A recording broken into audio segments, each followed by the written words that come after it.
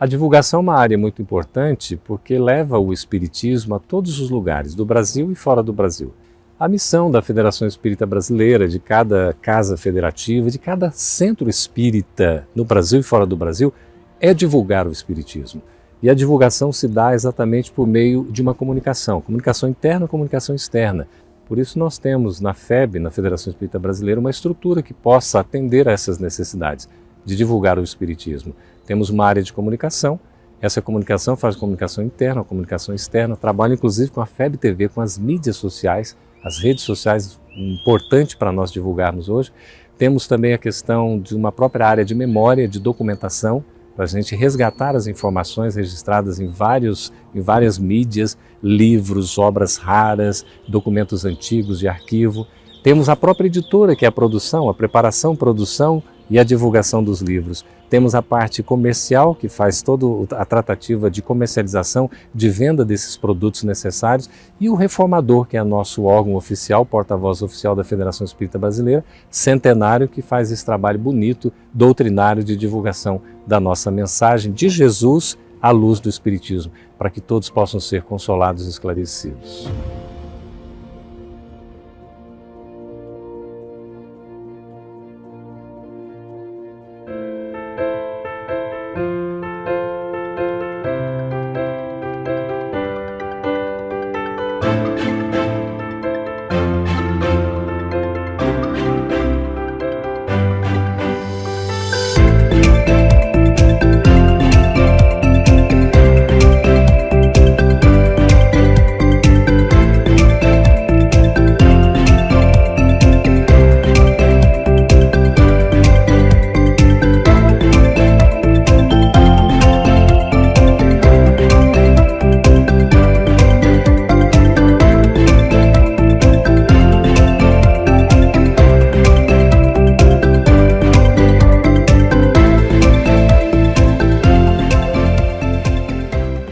Olá, queridos irmãos.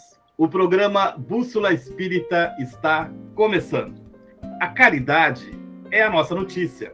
Você conhece alguém que está fazendo bem? Conte pra gente. Vamos todos divulgar e ajudar.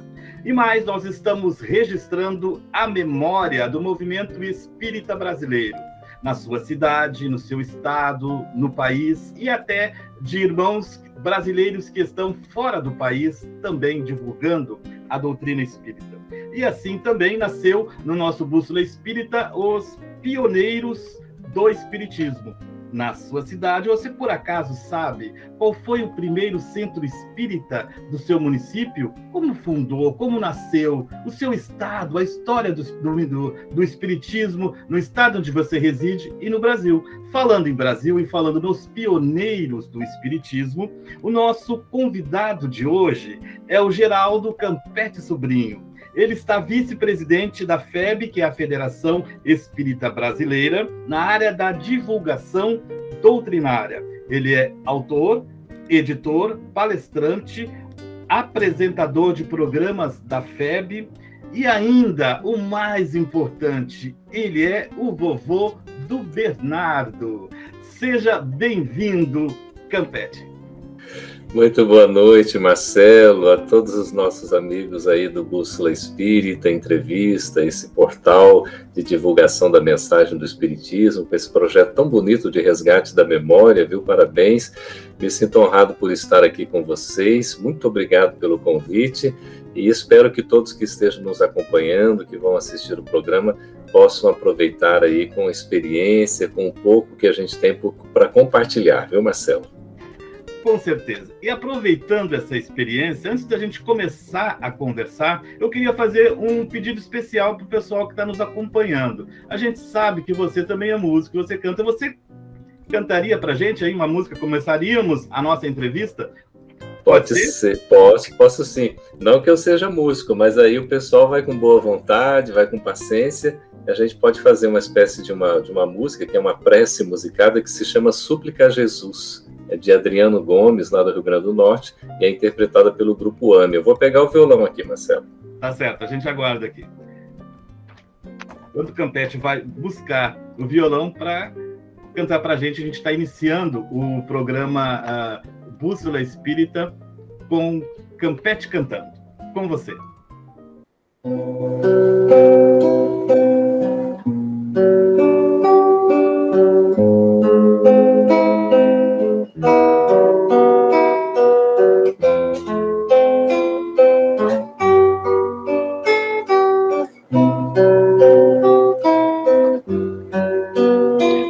Jesus, no silêncio da prece, teus irmãos a te pedem paz, para aliviar um pouco as aflições. Senhor, enxugai nosso pranto, precisamos do teu amor e sentir tua presença envolver nossos corações. Por isso vem, Jesus, ir ao teu encontro. Queremos te seguir e afastar o mal da terra e acabar de vez com a guerra e caminharmos juntos uma luz. Ir ao teu encontro, queremos te seguir e afastar o mal da terra e acabar de vez com a guerra e caminharmos juntos uma luz.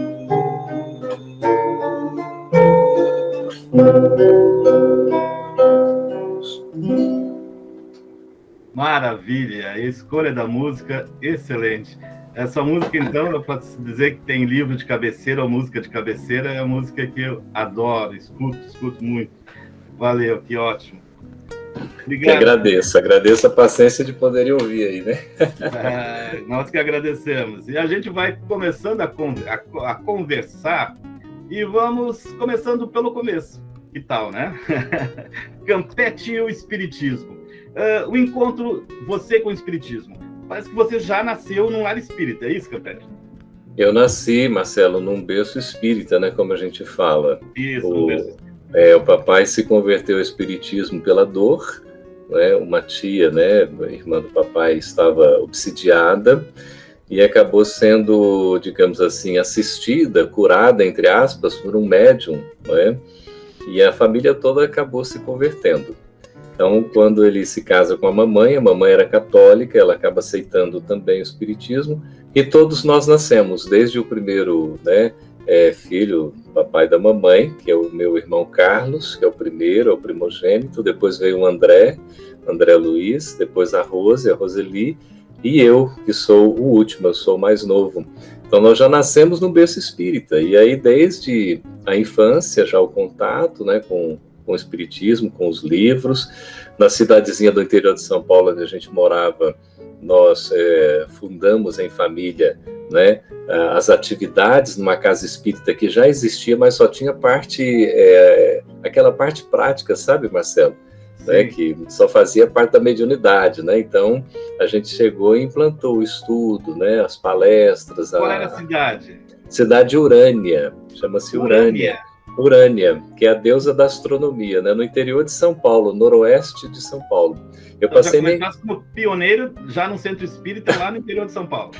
Porque só existia uma cidadezinha muito pequena, de 4.000 habitantes, só tinha um centro espírita, e a gente não quis fundar um outro, né? Já que existia, conversamos com a pessoa e tudo, ele permitiu, falar, vocês vão fazer em outros horários, eu tenho minha atividade, vou continuar fazendo, e assim foi. A nossa ideia era tentar esclarecer um pouquinho, a nós todos, né? Enfim, mas a pessoa continuou fazendo o trabalho dele e a gente foi levando o estudo, né? A parte da mocidade, fundamos a mocidade, né? Eram poucas pessoas ali, me lembro até hoje o nome, é MEFOV, a Mocidade Espírita Fonte Viva Emmanuel. Eram 5, 6 integrantes só, alguns da família, outros, né, amigos, enfim. E aí nós fomos crescendo ali. a família chegou nessa cidade e você já nasceu ali? Eu nasci no município de Álvares Florence, que é perto de Votuporanga, também no interior de São Paulo. E depois, isso eu nasci, foi por intermédio de parteira, num sítio, numa fazenda da minha avó, né, numa casa de chão batido, era tudo muito simples, né? E vivi ali na fazenda até 2 anos de idade. Depois, com 2 anos, fomos para Urânia, meus pais se mudaram para lá, nós fomos e eu vivi 15 anos em Urânia, depois para vir para Brasília. Então, a minha infância e adolescência foi no interior mesmo, né, com brincadeiras de menino, pé no chão, sem camisa, aquela coisa bem saudável, né, comendo frutas do pé, uma delícia. Maravilha. E a gente fala, de repente, São Paulo, Brasília, né? Acha que já nasceu no asfalto. Que legal isso. Não, pisei muito na terra e olha, você sabe que eu fiquei emocionado há pouco tempo, que foi antes da pandemia, nós estivemos lá, né? Fazendo um ciclo de palestras ali na região, Jales, né? Que é uma cidade maior do que Urânia, em Urânia também. Então, eu tive o privilégio, assim, a oportunidade, Marcelo, de colocar os pés no chão que eu limpei. A gente limpava o chão com um escovão. A minha mãe, ela tinha que ficar tudo brilhando, né? Era aquele piso vermelhão, sabe, assim, que tinha, né? E aí tinha que escovar aqui, não tinha enceradeira, não, era no escovão mesmo, ficava tudo brilhando. E o piso até hoje é o mesmo, as paredes, né, pintadas e tudo, fizeram lá reforma, mas o piso continuou. Então eu falei, gente, que bênção, né? Que assim, oportunidade, né? E eu fiquei emocionado, depois de praticamente 40 anos, tá retornando e pisando no mesmo chão que a gente teve a oportunidade na infância limpar, né? E como é que é o nome do Centro Espírita? Então, o Centro Espírita, já existiu o Centro Espírita, não é? Aí, hoje, por exemplo, tem 2 casas espíritas lá na cidade, né? Que acabou ficando esta, que nós ajudamos a trabalhar, e esta outra que foi fundada também. Agora, rapaz, o nome você me pegou, viu? Porque, sinceramente... O importante é a história. Eu acho que era fé, amor e caridade. E a energia afetiva, né? De ligação. Porque a gente não dava muito nome ao centro, não. Era mais assim. Mas acho que era fé, amor e caridade. E muito bonita a trajetória, muito simples, Marcelo. Tudo muito assim, né? De coisas do interior que são uma delícia, né? Então, tive essa oportunidade. A gente tinha, assim, o estudo era direto nas obras, nos livros de Kardec. Sim, então, sim. Eu me lembro que a gente preparava, por exemplo, as aulas da juventude, da mocidade, a gente datilografava, eu nem sabia datilografar, e à época eu tinha 12 para 13 anos, eu namorava uma menina que era mais velha que eu, e ela trabalhava num cartório, ela quem datilografava, e era assim com a máquina manual e várias folhas de carbono, porque fazia em 6 vias. Então, a gente preparava o roteiro, né, de cada encontro, de cada aula da mocidade, que a gente chamava, e aí tinha lá as partes todas, era tudo assim datilografado, ela me ajudava, e a gente fazia aquelas 6 folhas no carbono, né, 6 cópias, e aí... Tecnologia, né? Tecnologia, na época era a coisa mais avançada. E aí a gente distribuía para cada um, éramos apenas 5 ou 6 frequentando, né? E estudávamos ali durante 1h30, né? No período da mocidade. Ou a gente tinha atividades no sábado de tardezinha para a noite e também no domingo, né? Pela manhã. E tinha outras atividades, a campanha do quilo, aquela campanha Alta de Souza a gente fazia, né? Olha então, a caridade aí, né? Já era trabalho de assistência, muito, muito gostoso. Então a gente pôde, assim, tínhamos aquele programa da USE, né? Comece pelo começo, que você citou aí. Isso. Então já usava os livros mesmo, pegava o Pentateuco, estudava nos livros diretamente. Então essa base doutrinária, a gente teve a oportunidade de formar desde esses estudos da infância, da juventude. O meu irmão, ele morou durante 1 ano na casa de uma tia, irmã do papai também, em Rio Preto. Aliás, era em Tanabi, depois em Rio Preto. E ela tinha já a cultura do evangelho no lar. Então, meu irmão, quando voltou, ele implantou também. Ele era jovem, nós somos 6 para 7 anos de diferença. Então, quando ele implantou o evangelho em casa, que ele retornou, né, eu praticamente tinha acho que 4 ou 5 anos, né? E aí a gente começou a fazer o evangelho em casa. Eu me lembro de uma experiência que ele uma vez pediu para eu fazer o Pai Nosso. que eu gostava de comentar, né? Já era meio falante desde pequeno, assim, tudo, não entendia nada, mas falava alguma coisa. E aí ele pediu para fazer o Pai Nosso. Marcelo, eu não sabia fazer o Pai, só sabia até a metade, né? Então eu fiz o Pai Nosso. Mas imagina, já sabia muito, né? Não, ali eu devia estar nesse período, acho que 7 para 8 anos.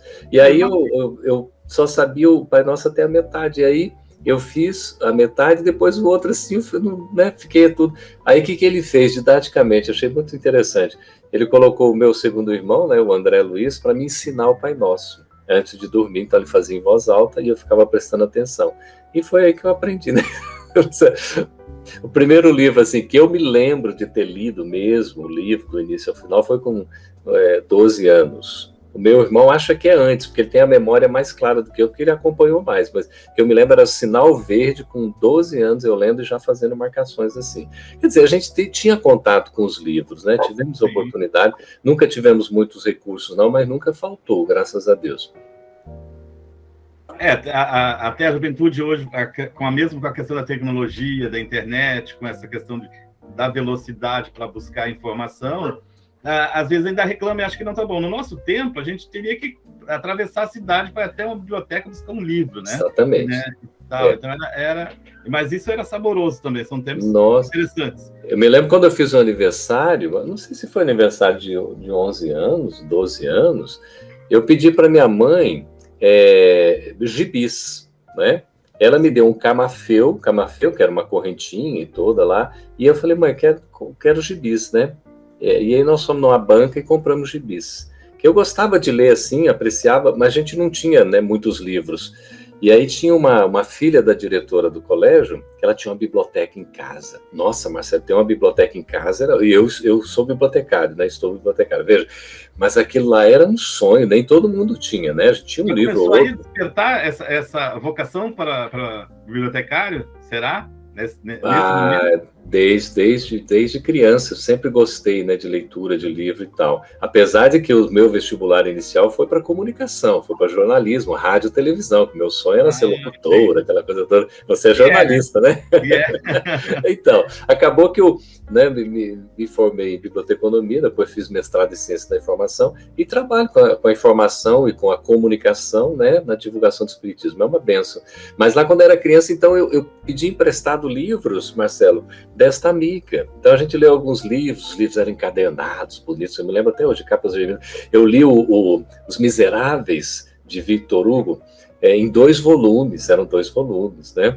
Aí lia alguns livros de Essa de Queiroz, enfim, não li muito não, mas a gente lia lá, e eu me lembro aí, quando a gente tinha já uma condição outra, eu lembro que eu pedia para minha mãe para ir na livraria, né? Na livraria quase não tinha livraria, só livraria, era mais um bazar que tinha livros também, né? Depois aqui, no início era de ser. Então eu comprava alguns livros, foi assim que eu, né, fui lendo alguns livros que eu sempre gostava, né? E ainda estava no interior de São Paulo. Depois você disse que mais ou menos aos 15 anos foi para Brasília. Como se deu essa chegada na capital? O meu irmão já morava em Brasília, né? O Carlos Campetti, a minha irmã também. E aí eu vim com 17 anos, porque eu morei 15 anos lá em Urânia, eu já estava com 2 anos de idade, com 17 eu vim. Eu me lembro até hoje despedindo de alguns amigos, inclusive um que era um dos melhores amigos meu, ficou chateado comigo, obrigado, porque eu não queria que eu fosse embora, uma coisa assim, né, curiosa. Mas eu me lembro de professora que estimulou, sabe aquela professora, vai sim, meu filho, vai porque você vai crescer e tudo, a oportunidade, cidade grande, essas coisas todas. Então, quando eu vim para Brasília, para me mudar mesmo, eu já tinha estado aqui, pelo menos acho que umas 8, 10 vezes, que a gente vinha, assim, visitar o Mano, e uma coisa que eu gostava muito em Brasília, era que é uma cidade que relativamente grande comparado para nós, né, que vinha do interior, da cidadezinha de 4 mil habitantes, imagina, e uma cidade muito arborizada, então ela lembrava também, de certa maneira, o interior. Então eu me identifiquei muito, desde a primeira vez, né, e quando vim morar mesmo, no início você estranha um pouco Brasília, por causa da cultura um pouco diferente, mas depois você se associa e fica muito legal. E desde quando eu cheguei, porque eu já estava aqui com meu irmão, né, morando, a minha irmã também, eu vim para estudar, fazer o 3º ano, no Colégio Objetivo, imagina, tinha aquela propaganda das melhores cabeças. Eu nem tinha cabeça ao certo, imagina que melhores e tudo. Para eu acompanhar os estudos, eu tinha sempre estudado em colégio público, nunca tinha estudado em colégio particular, foi a primeira vez. E consegui, fui lá no meu esforço, consegui e tal, e fiz vestibular. né? Só que eu não consegui passar porque eu só coloquei jornalismo, eu só queria comunicação e jornalismo. Na época eram 3 opções. Aí depois, no meio do ano, fui fazer o vestibular de novo, fiz 6 meses de cursinho, né? Primeira turma de um cursinho que estava se formando, exatamente de professores dissidentes do então Objetivo, foi interessante. E aí, hoje é um colégio potente e tal. Aí eu né, passei em segunda opção, que eu coloquei jornalismo, biblioteconomia e história. Né, foi aí que eu fiz esse curso. Então, quando eu cheguei aqui, já direto fui para a Federação Espírita Brasileira, né, já integrado ali no trabalho, aprendendo, conhecendo, né, fomos frequentando e depois já começamos a trabalhar na evangelização da criança. Né, a nossa primeira escola foi evangelização infantil. Na sede da FEB, já? Isso? Na sede da FEB em Brasília, exatamente. Aí passamos, nossa, a gente trabalhou com crianças desde primeiro ciclo, né, na época 7, 8 anos, segundo ciclo 9, 10, né, terceiro 11, 12, e aí só não trabalhei com as crianças menorzinhas mesmo, né, aquela questão do maternal e jardim. E aí eu fui, assim, tinha interesse em trabalhar na juventude, mas eu não tinha idade, assim, né, e a diretora não deixou, falou, não, mas você é quase da idade dos meninos, como é que você vai para a juventude, para a evangelização, né, você não pode tudo, aí eu fiquei meio assim, meio revoltado, mas como não posso tudo, aí eu falei, não, então vamos fazer o que você vai, mas você não vai em dupla, então eram 2 evangelizadores, um esquema interessante, não era só um, e aí eu fui, então o outro era bem mais, né, experiente, tudo, e eu fui aprendendo com ele, aí eu fiquei na juventude, né, com a pré-juventude, depois o primeiro ciclo, e depois eu fiquei na coordenação da juventude por alguns anos, né? Isso, então, o trabalho todo na evangelização, de 83 praticamente a 1990, eu fiquei no trabalho da evangelização. Marcelo, foi uma escola para mim, uma formação bem, assim, rigorosa, era bem técnica, a dona Cecília Rocha, que a gente deve agradecer muito, gaúcha, inclusive, não é? E uma Sim. formação muito segura para nós, então a gente aprendia mesmo, você tinha que aprender a técnica, ia contar uma história, tinha que contar com os elementos todos, então era bem aquele tecnicismo, e graças a Deus, isso deu uma base para a gente também. Aí depois é que eu fui para a área de pesquisa, esse é o fundo que vocês estão vendo aqui, é um lado da Biblioteca de Obras Raras, porque aí que aconteceu? Já em 85, 86, Marcelo, a biblioteca, né, que era a sala de leitura no Rio de Janeiro, ela veio para Brasília. O Zeus Van Tuyl, grande pesquisador, ele organizou todo o trabalho com uma equipe lá, encaixotou tudo direitinho, com todo o cuidado, veio para Brasília, a gente já tinha o ambiente aqui, né, para instalar a Biblioteca de Obras Raras, e eu estava fazendo, então, biblioteconomia, que eu entrei em 84, né, me formei, né, em 87, foram 3 anos e meio de curso, né, porque a minha irmã já estava na universidade, ela me passou umas dicas, então eu consegui ganhar um semestre, aquela coisa toda, enfim. Aí, e então, como eu já estava fazendo biblioteconomia, eu acabei assumindo a responsabilidade da Biblioteca de Obras Raras, né, e a gente organizou tudo, quer dizer, não foi difícil porque o Zeus botou tudo arrumadinho, a gente só fez colocar nas estantes e depois fomos desenvolvendo. Aí eu me dediquei mais especificamente à pesquisa, aos trabalhos, né, de pesquisa, de informação, de projetos. Então, 2 coisas que eu tenho comigo assim de experiência, se eu puder compartilhar, porque para mim são muito válidas e mudou completamente a minha vida, tanto profissional quanto a vida doutrinária. Primeira coisa é trabalhar em equipe. Sempre trabalhar em equipe, porque nós não podemos ser personalistas, individualistas. Trabalhar em equipe é um benefício, a gente aprende muito e o resultado é mais qualitativo e mais produtivo também. Existem desafios, é claro, nem sempre é fácil, mas a gente aprende muito. Então, eu sempre, desde aí, já trabalhando em equipe. E o segundo ponto, Marcelo, é trabalhar com projetos. Então, você elaborando projetos. Porque o projeto, assim, tem um começo, meio e um fim. Então, você vai trabalhando com projetos e fazendo as entregas. Então, boa parte dos nossos trabalhos, eles são decorrentes da elaboração de projetos, né? Aí foi assim, desde 83 que eu cheguei na FEB, a presidência era do Dr. Juvanir, né? Depois de algum tempo, ele me colocou como assessor, eu fiquei em torno de 2 anos como assessor da presidência, depois eu fui para a diretoria da casa, onde eu fiquei mais de 20 anos como diretor da casa, né, praticamente. E em 2012, nós fomos a vice-presidência da área da divulgação. Certo, então estamos aí, na verdade, a tua mudança providencial e programada, né, para Brasília, você já chega e começa a trabalhar na FEB. Sabe que para as pessoas que não conhecem muito o espiritismo, que estão nos acompanhando, quando a gente fala FEB, federação, a questão institucional, aí as pessoas pensam que é algo mais administrativo, né, e tal, mas tem todo um trabalho de atendimento social também de pessoas, assim como você estava nos contando, desde a década de 80, isso? Sim, sim. A federação, desde quando ela foi fundada, em 1884, ela já foi fundada tendo o departamento de assistência aos necessitados. Então já fazia um trabalho. A base da caridade não há salvação, né? Exatamente, é toda a base ali desse lema, né? Fora da caridade não há salvação, fora da prática do bem não há felicidade. E isso acompanhou todo o trabalho da FEB, né? No Rio de Janeiro. E depois, quando veio, né, para Brasília, e continua a sede histórica no Rio de Janeiro, né, muito bonita, inclusive, fazendo o seu trabalho, e a sede central em Brasília. Com todos, ali a gente tem, que a gente chama, Marcelo, o campo experimental. Então, no campo experimental, você tem todas as atividades de um centro espírita. Você tem a evangelização da criança e do jovem, tem todos os estudos. Então, você tem o estudo, por exemplo, né, o ESD, né, o estudo sistematizado da doutrina espírita, o estudo aprofundado da doutrina espírita, o estudo e prática da mediunidade. Temos a questão do estudo das obras básicas agora, estudo das obras de André Luiz, de Joana de Ângeles, não é? Temos o Esperanto, temos a evangelização da criança e do jovem, né, naturalmente. Temos os trabalhos mediúnicos, as palestras públicas, as reuniões, né, o trabalho de assistência e promoção social, não é? Tudo assim. Funciona, realmente tem a parte administrativa, naturalmente, mas tem toda essa parte também de um trabalho como de uma instituição espírita, atendendo ao público, inclusive, nesse campo experimental que nós temos. Certo. Daqui um pouco a gente vai voltar mais a falar sobre o Campete, a FEB, projetos da federação. Daqui um pouquinho a gente vai falar também sobre a questão da música, mas Campete em família. O vovô do Bernardo, o pai, e aí? O sentimento de vovô, conta para nós. Marcelo, é uma coisa meio indizível, é indescritível, a gente não consegue muito, porque sempre ouvia falar, olha, quando você for avô, você vai ver o que é. Eu também estou ouvindo isso. Olha, rapaz, você ainda não é avô, né, Marcelo? Tá quase lá. Olha, mas é muito bom, assim, a gente é pai pela segunda vez, eu sou pai de dois filhos, o meu filho, né, Ricardo, e tem a filha Raquel.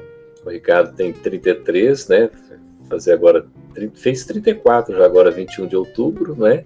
E a minha filha fez 28, vai fazer 28, fez 28 já em julho, meu Deus, né? Tá ficando jovem. E aí, jovem há mais tempo. E aí, aí nasceu o neto, né? O Bernardo, o filho do Ricardo e da Selma. E, nossa, é uma sensação que eu acompanhei, assim, todo o período, já fazia umas musiquinhas para ele, umas músicas infantis, colocava no Instagram e tudo, e a mãe colocava para ele ouvir e tudo, né, aquela coisa toda. E acompanhamos todo o processo. Nossa, quando nasce, assim, aquele sentimento que você não sabe, rapaz, e agora tá novinho, ele fez 3 meses, ele é do dia 15, né, de julho, então fez 3 meses, tem 105 dias o gurizinho, né, o babyzinho, mas é muito espertinho, muito ativo, então um sentimento muito bonito. E aí um colega disse que já é avô, ele falou, você vai ver quando ele falar pela primeira vez vovô, aí que você não vai dar conta mesmo. E Marcelo, assim, olha, já está registrado ali, né, eu falo aqui, ele já falou vovô. Ouço que tem ouvido de ouvir. Aí fomos brincando, porque como é mais gutural, né, ele vai assoprando e tudo, já quer falar, impressionante. E papai e mamãe é mais labial, é mais difícil, né? Mas aquela coisa assim, eu tenho gravado aqui, tá noite. Eu falei, ele falou vovô, alguém percebeu, não foi nem fui eu, alguém que mandei isso para alguém e falou, olha, ele falou vovô. Eu falei, gente, será que é mesmo? Olha aí, o vovô coruja tá ouvindo coisas, né? Aí eu mandei para a mãe falou, não é que é mesmo? Ele falou, aí foi meu filho, né? Falou, pai, você tá ouvindo coisas? Eu falei, meu filho, eu quero ouvir. Ele falou, vovô, só quem tem ouvido de ouvir vai escutar. E o neto é teu, tu tem o direito de ouvir o que você quiser, né? Hashtag meu netinho Bernardo. É do vovô, é o B do vovô. A gente chama ele de B, né? Que é Bernardo, o B do vovô. Né? É um querido de todos, né? Assim. um espírito que já vem aí para colaborar, né, Marcelo, nesse processo, né, da regeneração e tudo. E são muito espertos. Nossa, como as crianças são espertas. Ele já tá cheio de amiguinhos, assim. Ele nem conhece, mas já tá cheio de amigos. Que o vovô fica coruja, então eu caminho quase todos os dias e vou passando, assim, por uma área, né, que tem os babyzinhos passeando com os papais, daí tem os cachorrinhos e tudo, faz aquela festa.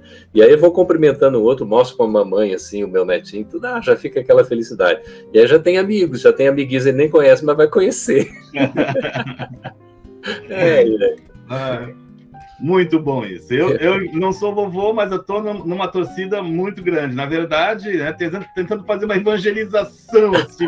Tem tanta gente para reencarnar. Quem sabe você dá uma forcinha. Mas o mais velho tem 32, você disse que só aos 40 vai ser pai. Mas tudo bem, né? Mas vai chegar.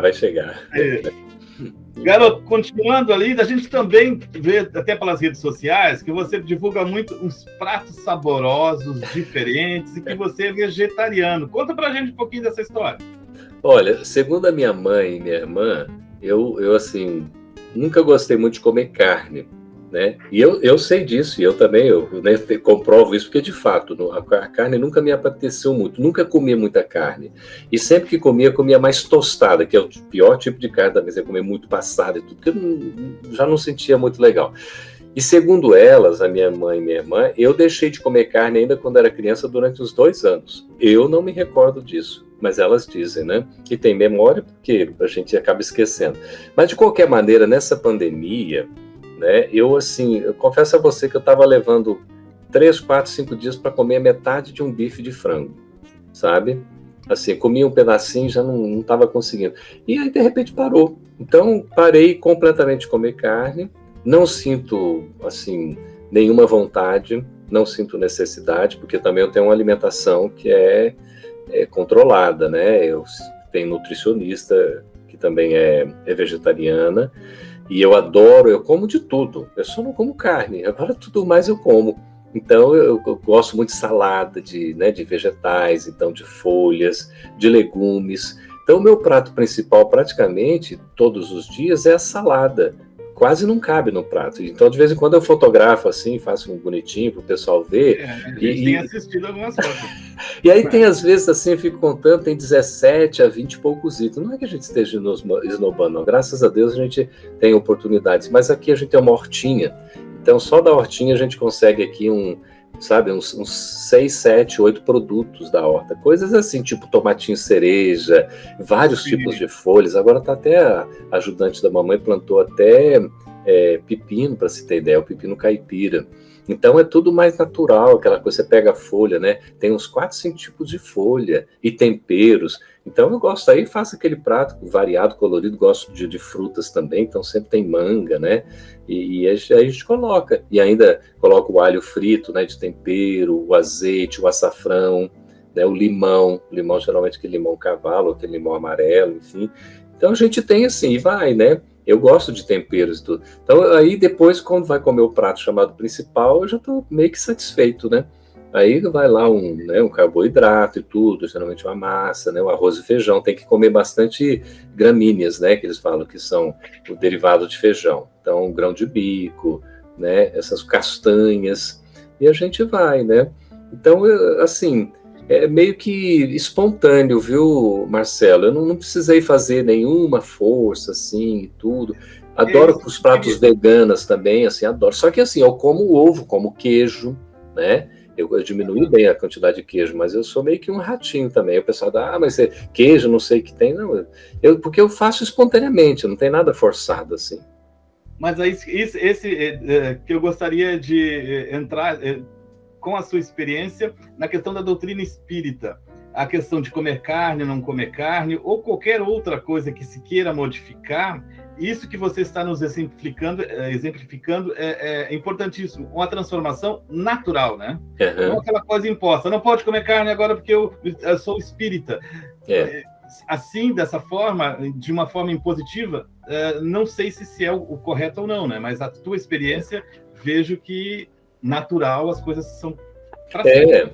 É claro que a gente vê as nossas crianças, né, vendo meu netinho, né, os meus sobrinhos netos, enfim, que são menores, são crianças que já vêm com um organismo diferente. É natural, o corpo já é outro, né?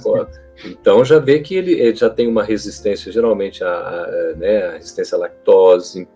Então já é aquela coisa que você fica às vezes insistindo e tudo, né? Porque, por exemplo, a gente toma leite até depois de adulto e tudo, somos o único animal, né, que faz isso na natureza, porque os demais não fazem, né? Porque não há essa necessidade. A questão de comer carne, hoje a gente já tem os elementos para substituir a proteína, tudo, mas isso é gradativo, é de cada um, né? E aos poucos a gente vai. Então a gente assim. Morais, né? Nós vamos fazendo, claro, campanhas assim, para a própria FEB com o movimento espírita fazer um trabalho de conscientização ecológica, que é a necessidade, né? E aí envolve também a parte da alimentação, mas isso é gradativo, não é forçando, não é impondo, pelo contrário. Quando perguntaram para o Chico ali, né, isso está no livro que a gente acabou de editar agora, em parceria com o Ideal, que é Nossos Momentos com o Chico, não é? É um livro, Um Homem Chamado Amor, é lindo o livro, cheio de histórias. E aí ele pergunta lá o negócio de comer carne e tudo, e o Chico dá aquela resposta, que ele ainda precisava comer, que ele comia e tudo, né? Então, mas isso não é o mais relevante. Para nós que, claro, se pudermos, porque tem uma literatura vasta, Marcelo, sobre isso, sabe? A gente publicou um folheto que é até até ele aqui, irmão, não sei se porque tem uma imagem, mas é esse folhetinho aqui, Em Defesa da Vida Animal, né? Violência não. Então aqui coloca, inclusive, né? Aí são várias fontes, foi em parceria com o MOVE, né? O movimento aqui Espírito pela Ética, né? Espírito Animal. Então hoje, por exemplo, vou te confessar, para eu matar uma barata eu tenho um pouco de dificuldade. Outro dia eu estava fazendo o Evangelho Redivivo, só uma experiência rápida. Aqui na posição que eu estou e tal, eu tenho um armário que tem a parte de trás, ele é fechado. E de repente eu comecei a ver umas anteninhas, era uma antena, 2 antenas, compridas, eu falei logo, é uma cucaracha, né? Eu pensei assim. E já eram 10 horas da noite, e o Evangelho Redivivo pelo Sem Fronteiras vai até 11h15, não é? Toda segunda-feira. E ali olhando aquela ali, aquele inseto, percebi assim, tava lá, bom, você tá aí, eu tô aqui, fica aí, tá sendo evangelizado também, né? E aí eu falei, é uma barata, depois eu vou tentar tirá-la, né? E aí acabou o evangelho, tudo estava ali, falei, quer saber de uma coisa? Deixa quieto ali, né? Vai dormir ali, amanhã eu abro toda a janela, ela sai. Aí quando foi no dia seguinte, e aí depois quando eu fui tentar pegar com uma mão assim, aí eu percebi que deu aquele passinho estranho, eu falei, nossa, mas está parecendo um gafanhoto, né? Que eu não estava vendo ao certo, e eu fiquei com a ideia, lá cucaracha é o gafanhoto. Aí depois, no dia seguinte, a minha sobrinha, que é vegana, veio almoçar aqui com a irmã dela, meu irmão, tá, minha cunhada, né, meu sobrinho, enfim. E aí ela falou, não, tio, presta atenção. O gafanhoto, ele tem antena curtinha. O que você viu não era um gafanhoto, era um grilo. Então, lá cucaracha, que era o gafanhoto, virou um grilo. E eu fiquei, então era um grilo, tá bem, mas ele não cantou nada, ficou lá, né? Ficou lá, e vai eu, bom, deixou lá o grilo então, dormi e tal, aqui no quarto o grilo. Aí no dia seguinte, rapaz, depois assim, quando eu fui abrir uma porta aqui que estava aberta, na verdade eu fui puxar a porta, e lá cucaracha voando, toda enfeitada, assim, naquela festa, né? Na verdade era barata mesmo. Aí eu peguei, isso já no outro dia à noite, aí eu peguei a barata assim, com papel higiênico, tentei jogá-la para fora, ela não quis, ficou enrolada no papel higiênico, foi pro lixo. Aí foi embora, né? Porque ela sobrevive. Mas assim, só para relatar aqui, claro, mas você vai matar pernilongo, a gente mata essas coisas. Claro, né? Mas, em suma, a gente procura, né? Não sei, esses sentimentos, a gente já vai... Você sabe por quê, Marcelo? A gente vê no capítulo 18 de A Gênesis, né? Que fala lá da geração nova, né? Então, a nova geração... a geração nova é essa meninada que está nascendo agora. Mas nós todos, você e eu também, pertencemos à nova geração, que já vem fazendo esse trabalho gradativo de transformação do mundo, a começar pela nossa melhoria, né? Então é isso. Eu relatei uma coisa pessoal que se for útil, enfim.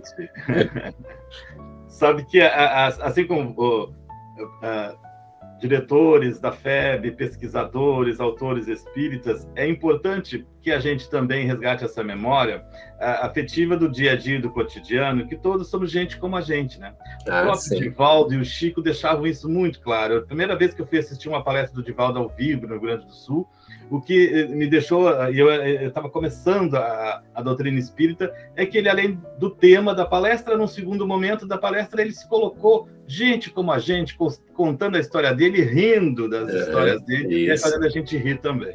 Então, da mesma forma como você aí, adorei. E é bom você colocar isso, porque às vezes o pessoal pensa a FEB, lá do interior de São Paulo, meu irmão conta isso, o sentimento que a gente tem também, que nós somos irmãos espirituais, além de consanguíneos, né? Quando eu ouvia FEB, sem saber o que era, já, sabe, aquela fibra batia lá no fundo da alma, assim, uma coisa impressionante, Marcelo, né? Então, esse amor e tudo. Às vezes a pessoa, ela acha que é distante, que é uma coisa que está longe, que as pessoas que são, né, trabalham na FEB são pessoas que não dão acesso, não tem nada disso, nós somos pessoas comuns, inclusive mais imperfeitas do que quaisquer outras, entendeu? E estamos juntos, né? Então, claro, juntos aí na caminhada. Então a gente até convida para conhecer. Vai conhecer, se tiver oportunidade, conheça a FEB, conheça os seus trabalhos, né? Conheça todo o trabalho que está sendo feito. Está aí na nossa possibilidade de ir a Brasília, de conhecer a FEB também. E o mundo virtual também nos aproxima bastante, né? Tanto é que nós estamos aqui, de um lado do outro, conversando. Não fosse tecnologia. E ainda bem, né? Deus vai reencarnando vários espíritos, novas gerações, para ir nos dando oportunidades tecnológicas também e morais. Verdade. O sobrinho, conta um pouquinho, sobrinho. Por que o sobrinho no teu nome? Você sabe, essa questão do nome, né? Eu digo assim, a pessoa, né, que é o pai do filho, faz homenagem a uma pessoa, colocando o nome dessa pessoa no filho. Então, o homenageado é alguém e a vítima é o filho. Eu estou brincando aqui, porque para mim é uma honra ter esse nome, não é?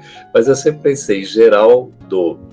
Não há nada mais assim geral ou menos específico do que Geraldo. E ainda sobrinho, né? Então você coloca Geraldo sobrinho, onde é que está a personalidade aqui? Aí tem um Campete, né? Então a gente também é chamado de Campete. Até tem uma história, quando na adolescência nós três caminhando, né? Os três irmãos, tem um outro que não estava nesse momento, a minha irmã, meu irmão mais velho e eu. E alguém chamou Campete, aí nós três viramos assim para atender, né? Então, e aí o que acontece? Então Geraldo Campete sobrinho, por quê? Porque meu papai, que, né, colocou o nome nos filhos praticamente, eu sou o filho mais novo, que ele chamava Raspa do Tacho, né? E eu aprendi. Você também? Sou o 10º. O 10º? Exato. Que maravilha. Então, e aí o papai colocou o nome nos filhos e colocou a mim em homenagem ao irmão mais novo dele. E eu, como filho mais novo, homenageou o irmão mais novo, que se chama Geraldo Campete, né? Então, o meu nome ficou Geraldo Campete Sobrinho. Essa designação de parentesco ficou, então. Tanto é que quando vai chamar, né, na identificação, e isso eu aprendi no curso também de biblioteconomia, é Campete Sobrinho. Não é o sobrinho, porque o sobrinho não é sobrenome, é grau de parentesco. A não ser que seja o neto com 2 T's, porque se for com T só também, ele é grau de parentesco, tá certo? Então você chama o sobrenome, que é o nome principal, né, junto com o grau de parentesco. Então foi assim, sobrinho por conta disso. E esse meu tio, à época, ele era famoso porque ele cantava. E você sabe, o Marcelo e queridos amigos que estão nos ouvindo, acompanhando, nos assistindo, eu me lembro até hoje, na casa da minha tia, havia um violão, ficava sobre a mesa, sobre a cama. E o violão lá, assim, descoberto, não estava com capa. E eu sempre passava já o polegar da corda mais grossa à corda mais fina, e ouvindo o som, aquele, né, de nota tal lá, e ouvindo. Quantos anos você tinha? Eu era criança, eu devia ter ali 7, 8 anos, talvez antes, e isso me ficava toda vez que eu ia e tal. Aí depois, não sei, veio a vontade de aprender, né? E eu me lembro que quando nós não tínhamos tantos recursos, mas nada faltava, a mamãe não deixava, o papai também, e aí nós fomos aprender violão com um colega, né? Então o professor era um colega, era um amigo, a gente ia pagar e tudo lá, mas não tinha aquela escola de violão. E eu sou canhoto da mão.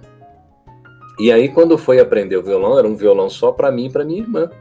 Aí o rapaz falou, você quer que inverta as cordas, né? Vire as cordas? Eu falei, não, porque minha irmã vai aprender também.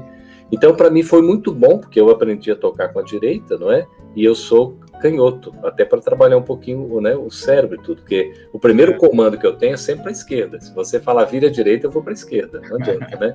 Coisa assim. Então, isso. E aí eu fiquei com essa... E o meu tio cantava, ele cantava mesmo. Teve até a época lá que era aquelas disputas de cidade contra cidade no programa Silvio Santos. Teve uma vez que ele foi representar... Lembra, né? É da nossa época. Ele foi representar São José do Rio Preto e ganhou, entendeu? Ai, foi aquela festa e tudo, porque cantava muito bem, tocava numa banda. Depois ele acabou, né, indo para outro ramo. Mas então é isso, o nome é decorrente disso. Graças a Deus. Muito bem.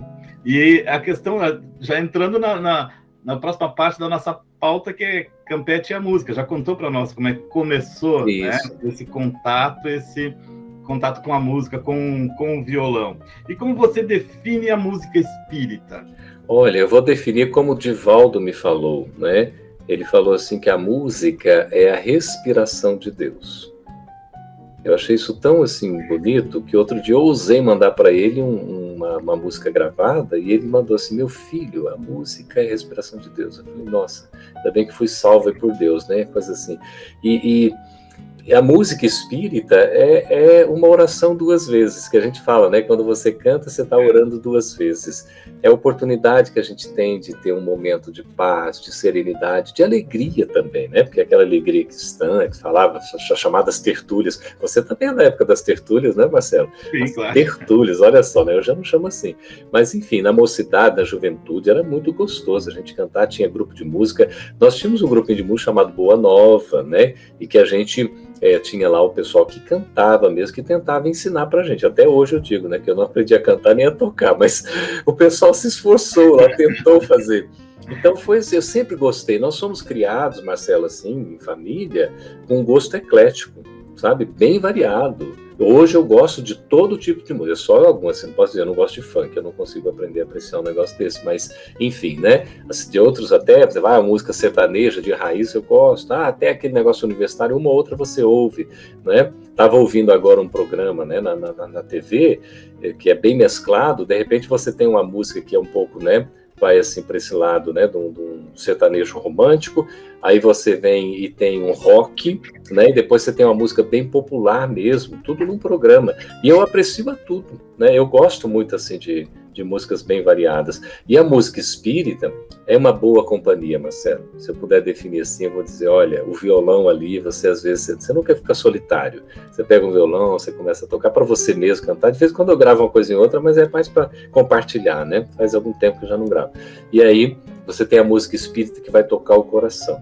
Às vezes eu canto sozinho aqui, eu mesmo me lavo em lágrimas, entendeu? Porque é tocante, né? E músicas também, né, gospel, né? Não necessariamente espírita, mas tem músicas que tocam demais, são muito bonitas. Então a música é uma excelente companhia, sabe? Quem às vezes está um pouco triste, está assim, sentindo só, é importante a música vai preencher esse espaço, né? Se a gente não toca, não canta, vamos ouvir, vai fazer muito bem. Certo. Interessante, além de ser a música espírita ou não, mas a boa música, né? Com bom conteúdo. Um bom conteúdo, a melodia agradável. Eu me lembro, nós tínhamos na época lá em Urânia, que a gente ia ao centro, e a gente ia caminhando, Marcelo, não tinha carro, essas coisas, eu nem tinha idade para tirar carteira, né? Eu dirigia uma moto lá de vez em quando e tudo, mas nem podia, né? Então, e aí o sargento, era um sargento que era, né, trabalhava conosco na casa, ele via o pneu, assim, a marca do pneu, mas quem foi que trouxe esse pneu aqui? Ele falou, rapaz, olha aqui, né? Não pode, essas coisas todas. E aí, ele tinha um bom gosto musical excelente. Então eu me lembro até como é que é? The Sky is Blue, né? Uma música só tocada e tudo. Então a gente já tinha também aquelas músicas, né, instrumental. Sempre gostei mais de música instrumental, né? Então até hoje eu ouço bastante música assim, deixo, né, tocando assim, músicas variadas. E aí a gente vai navegando, né, pelo gosto e vai aprendendo um pouquinho, apreciando o que é bom. Agora tem que ter, realmente, você tem um gosto eclético, mas é aquilo que você está falando, é de um nível, às vezes você ouve assim umas letras que não consegue, não dá realmente, eu diria assim, o nível de superficialidade, às vezes até de bestialidade, assim, com perdão da expressão, você vê coisas assim que que perdem muito sentido, né? Que com aqueles ritmos assim, que parecem, sei lá, você fica ali, né? E letras que ficam repetindo sem acrescentar nada. Aí, por isso que a melodia espírita, ela ajuda muito nesse aspecto. Muito bom. E o que você acha da música nos centros espíritas? Nem todos os centros espíritas a gente vê, que é difícil até ter um coral, às vezes tem toda a questão da exposição doutrinária, mas a música não está tão presente. Pelo menos no Sul a gente não vê muito, mas eu não sei o que você nos fala sobre a música nos centros espíritas. Olha, Marcelo, agora foi criado, né, no Conselho Federativo Nacional da Federação Espírita Brasileira, a área de arte espírita. Certo. E a música é uma expressão da arte, né, além de várias outras, teatro, cinema, né, a literatura, o poema, a poesia, enfim, né, tantas expressões que tem. E a música está nesse contexto. A música é excelente para o trabalho da evangelização da criança e do jovem, como preparação de ambiente das palestras e dos estudos, né? Deveria sempre ter. E se não tem um grupo, se não tem as pessoas, porque às vezes você não tem no próprio centro espírita, você pode convidar de outra casa espírita. Isso é um intercâmbio interessante de acontecer também, né? Ou você colocar uma música de preparação, pode ser uma música só tocada, né? Aquela música instrumental, deixa lá num áudio que possa ter, mesmo que é coisa mais simples. Eu me lembro que lá no interior a gente ainda não, quando não tocava violão, essas coisas, que quando tocava a gente mesmo cantava lá do nosso jeito, né? Mas levava sempre um gravador lá, era com aquelas fitas cassete, você se lembra? Você também é da época da fita cassete. Sim. Antes da fita cassete. De vez em quando tinha que pegar a caneta para rebobinar a fita. Assim. Também era tecnologia, alta tecnologia.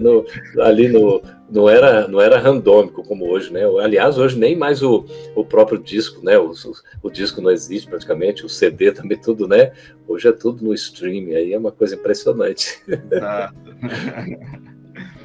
E sabe que a gente não combinou, e que bom que a gente não combinou nada, que agora eu vou fazer mais um pedido. A gente está falando de música, e que tal você cantar mais uma pra gente, pode ser? Posso cantar então. Aqui. Eu até a gente está falando...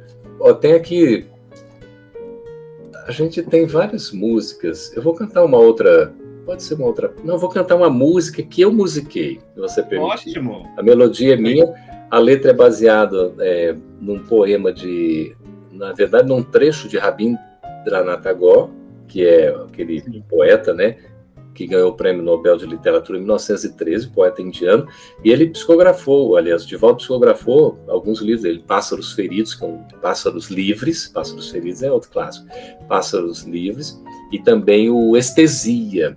E nesse Estesia tem um trecho, rapaz, olha que curioso, na nossa infância e juventude, a gente ia para cidades assim, vizinhas, no chamado movimento espírita, da mocidade, né, que era chamada Mocidade na Juventude. Então era Comenesp, Confraternização das Mocidades Espíritas do Noroeste do Estado de São Paulo. Confere? Então a gente ia assim de uma cidade para outra e ficava hospedado na casa, né, dos amigos, dos conhecidos, nem conhecia, passava a conhecer, era uma delícia. Bom, e aí, o que era o costume? Depois, assim, das palestras, das participações, tinha feira de livros. A gente sempre comprava livro. Livros, assim, eram baratinhos, tudo. E eu tenho até hoje livros, assim. E aí todo mundo assinava, Marcelo. Não sei se vocês passaram por esse período. Todo mundo assinava, colocava o contato, o endereço. Sim, telefone, era a rede social da época, né? A rede social da época. Exatamente. Então, e aí eu me lembro de um livro, Somos Seis, que deu origem àquele filme, né? O Joelma. E aí eu tenho esse livro até hoje. E aí um rapaz chamado Joel de Franca, ele colocou um poema. E esse poema, que foi depois de mais de quase 20 anos que eu fui ler o livro, que eu identifiquei, olha, ele se inspirou. Ele fez assim um poema, que não é bem um poema que está no livro, mas ele se inspirou. E aí eu dei o nome, né? Fiz a melodia, dei o nome, chama-se Amigo Irmão. Amigo Irmão. Amigo Irmão.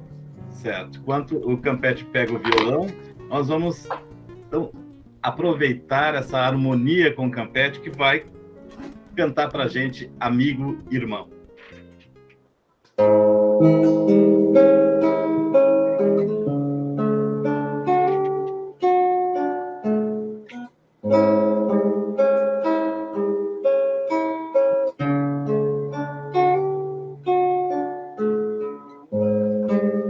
Encontrei-te um dia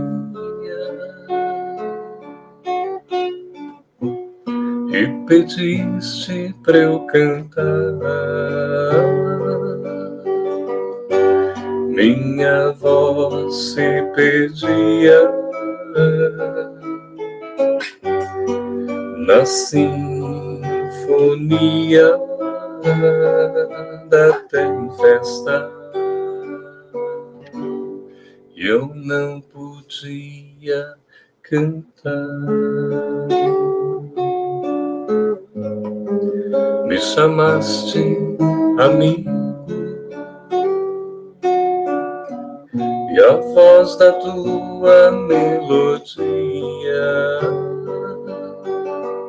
deu melodia minha voz, para que eu te chamasse irmã, amigo, irmã, amigo, irmã.